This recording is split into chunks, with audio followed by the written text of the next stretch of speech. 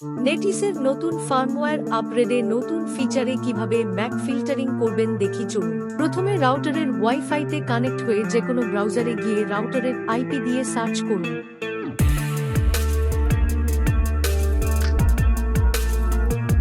এখানে রাউটারের admin password দিয়ে login করুন। এবার অ্যাপ্লিকেশন অপশনে যান।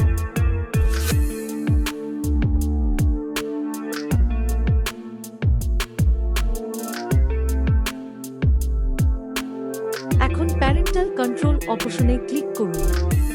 এখানে ম্যাক অ্যাড্রেস ফিল্টারিং অপশনে ক্লিক করুন। এখানে আপনি হোয়াইট লিস্ট অথবা ব্ল্যাক লিস্ট সেট করতে পারবেন। হোয়াইট লিস্ট অথবা ব্ল্যাক লিস্ট সেট করতে অ্যাড এ ক্লিক করুন। এখানে রুল নাম পারমিশন সেট করুন।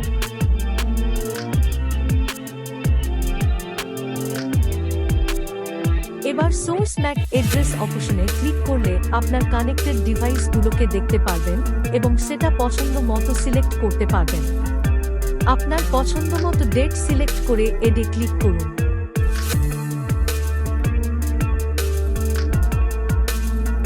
এভাবে বাকি ডিভাইসগুলোকে এড করুন। এড করা হয়ে গেলে হোয়াইট লিস্ট অথবা ব্ল্যাক লিস্ট সিলেক্ট করে ইনেবল সিলেক্ট করে সেভ দিন। ধন্যবাদ।